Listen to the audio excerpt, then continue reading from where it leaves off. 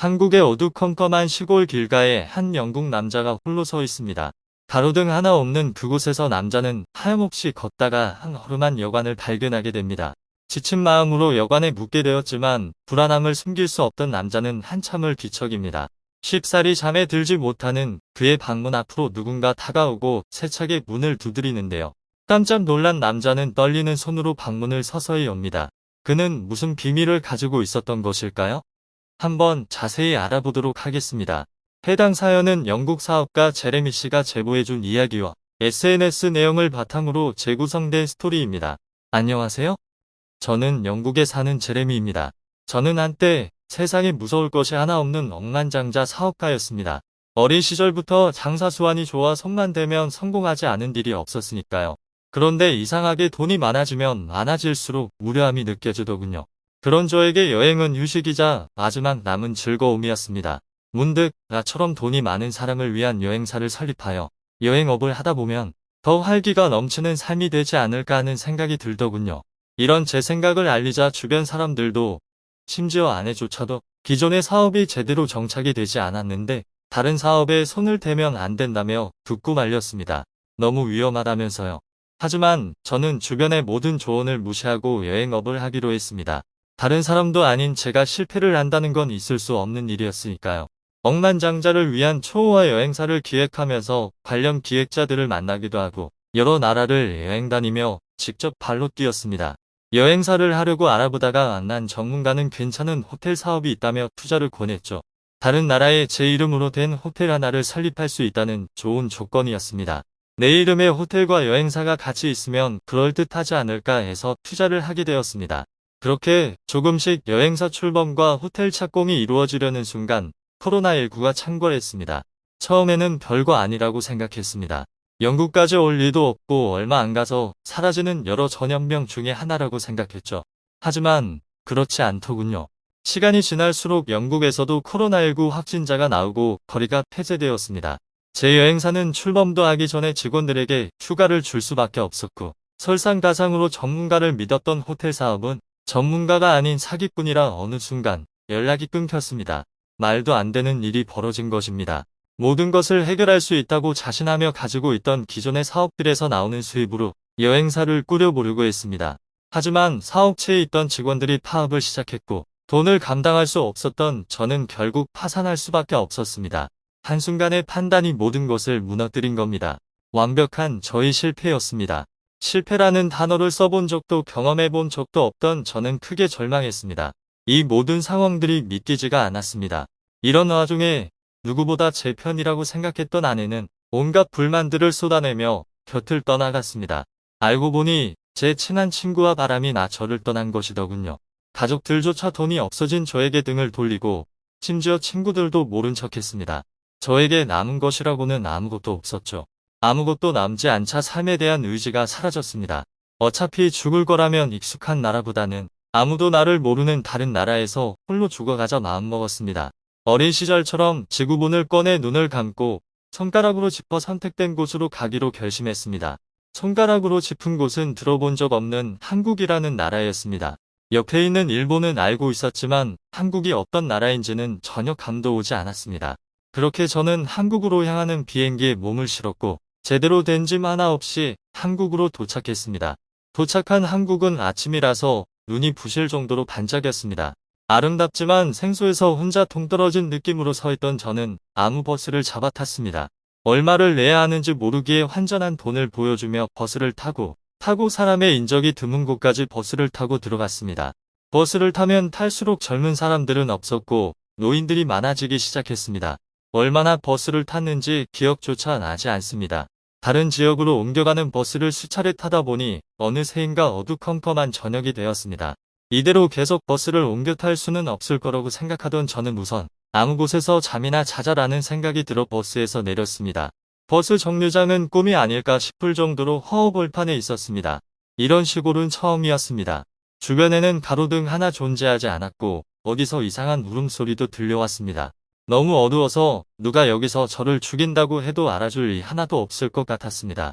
이상한 울음소리가 가까워지는 듯한 느낌에 저는 황급히 불빛으로 추정되는 곳으로 무작정 뛰어갔습니다.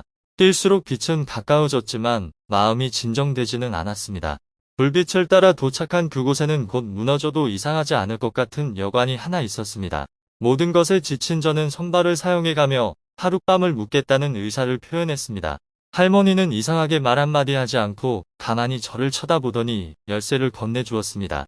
찝찝하지만 열쇠를 받아 들고 열쇠에 적힌 호수로 들어갔습니다. 침대조차 없는 방에 들어가 바닥에 이불을 깔았습니다. 그 위에 누워 천장을 바라보는데 온 사방이 너무 고요했습니다. 손님이 저 혼자인 것처럼요. 무섭기도 하고 혼란스럽기도 하여 여관에서 나와 마트를 찾기 시작했습니다. 이런 곳에 뭐가 있기는 한 걸까 싶더군요. 영어로 슈퍼마켓이라고 적힌 마트를 찾았으나 여관만큼이나 허름하고 작았습니다. 그곳에 들어가 술과 담배를 사고는 이대로 돌아가도 어차피 잠에 들지 않을 거라 슈퍼마켓 앞 파란 의자에 앉아 술을 연거푸 들이켰습니다. 처음 마셔본 소주는 위스키보다는 약해 더 마실 수 있을 것 같더군요. 기억이 나지 않을 정도로 마시자 몸이 휘청거리는 것을 느껴지더군요. 소주를 너무 얕봤다 싶어 여관으로 향하기로 했습니다. 술을 마셔서인지 무서울 것이 하나도 없더군요.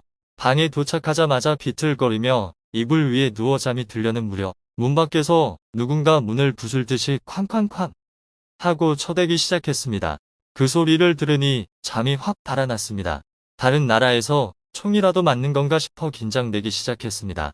쾅쾅쾅 무서움에 잠시 멈칫하던 저는 한 번 더 이어지는 두드림에 도저히 안 되겠다 싶어 조심스럽게 문을 열었습니다. 그곳에는 건장한 한 남자가 서 있었습니다. 그 건장한 남자는 저에게 검은색의 무언가를 순식간에 건넸습니다.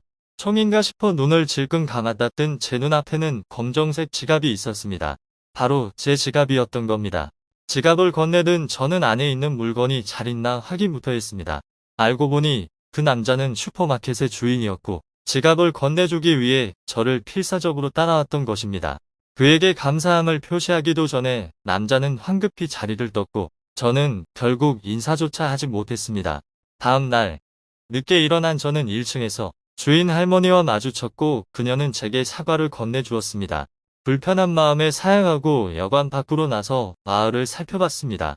어젯밤에는 무서워서 보이지 않던 마을이 제대로 보이기 시작했습니다. 많지는 않지만 집들이 보였고 그 사이로 일을 하고 있는 노인들이 보였습니다. 누군가는 경운기를 움직이고 누군가는 논에서 움직이고 있었습니다. 여기 온 목적을 달성하기 위해 산으로 갈까 싶어 자리를 옮기는데 논에서 잡초를 뽑던 어떤 할아버지가 저를 향해 손을 흔들었습니다. 마치 이리 오라는 손짓에 무시하려고 가려는데 할아버지가 알아듣지 못하는 말로 계속 말을 걸었습니다. 결국 저는 불편하지만 할아버지 쪽으로 다가갔고 그는 저에게 흰색 요구르트 같은 것을 건네줬습니다. 막걸리였습니다. 사양했지만 계속 막걸리 그릇을 건네서 어쩔 수 없이 한 모금 마셨습니다. 생각과는 달리 달달하면서도 부드러운 맛이 좋아 저도 모르게 다 마셔버렸습니다. 그 모습에 할아버지는 큰 소리로 웃으며 제 어깨를 몇 번이나 치셨습니다. 저는 어색함의 용건을 마친 사람처럼 황급히 그 자리를 벗어났습니다. 그 후로도 이상한 일이 일어났습니다. 마주치는 마을의 할머니, 할아버지는 저의 손을 잡고 뭐라고 하시면서 웃기도 하고 먹을 것을 쥐어주시기도 하며 산으로 가는 저를 막으셨습니다. 마치 뭐라도 아는 듯이요. 그날 밤에는 어떤 할머니의 손에 이끌려 그녀의 집에서 저녁밥을 먹기도 했습니다. 그렇게 산으로 가는 것을 실패한 저는 여관으로 돌아와 하룻밤을 더 묵게 되었습니다. 묘한 일은 끝나지 않았습니다. 다음 날도 마주친 사람마다 웃으면서 말을 걸고 먹을 것을 건네주었습니다. 그런데 더 이상한 것은 처음에는 불편했던 그 행동들이 점차 좋아졌다는 겁니다. 그에 부응하듯이 저도 다른 사람들을 도와 논에서 잡초도 뽑고 산에서 나무도 하고 전구도 갈아주었습니다. 마을에 이런저런 하루, 이틀, 사흘 죽으려던 저는 언어도 문화도 모르던 한국이라는 나라에서 살고 싶다는 생각을 하게 되었습니다. 이런 소소한 것들이 행복이 되는데 나는 그것들을 잊고 살았구나 싶더군요. 점차 웃음을 찾아갈 때쯤 주말마다 할머니 댁을 방문한다는 여관 주인 할머니의 손자분을 만날 수 있었습니다. 손자분을 통해 그곳이 충남의 한 작은 마을이라는 것을, 마을 사람들이 저를 걱정하고 있다는 사실을 알게 되었습니다. 처음 도착했을 때 제 표정이 안 좋았기에 혹시나 무슨 일이 생길까봐 마을 사람들이 볼 때마다 챙겨주셨던 것입니다. 인종도 다르고 언어도 전혀 모르던 저를 위해서 다들 챙겨주셨다는 것에 저는 큰 감동을 받았습니다. 아무도 모르는 곳에서 죽으려던 저는 저를 모르던 사람들에 의해서 지켜졌습니다. 저는 그 짧은 경험을 뒤로하고 다시 영국으로 돌아갔습니다. 덧붙이자면 여관 주인인 할머니는 말을 하지 못하시던 분이었으며 마지막에 떠나는 저를 향해 또 놀러와 손자 라고 수어로 말씀해 주셨습니다. 영국에서 그 경험을 간직한 채 저는 다시 사업을 일으키려고 노력 중입니다. 다시 형편이 나아진다면 마을로 돌아가 그곳에 계신 저희 할머니, 할아버지들을 고맙다고 인사하며 안아드리고 싶네요. 지금까지 제레미 씨가 절망 속에서 빠져나올 수 있었던 한국에서 겪은 일에 대해 소개해드렸는데요. 어떻게 보셨나요? 클립 뉴스에서는 여러분의 사연을 기다리고 있으니 소개해주고 싶은 사연이 있으시면 언제든 제보 바랍니다.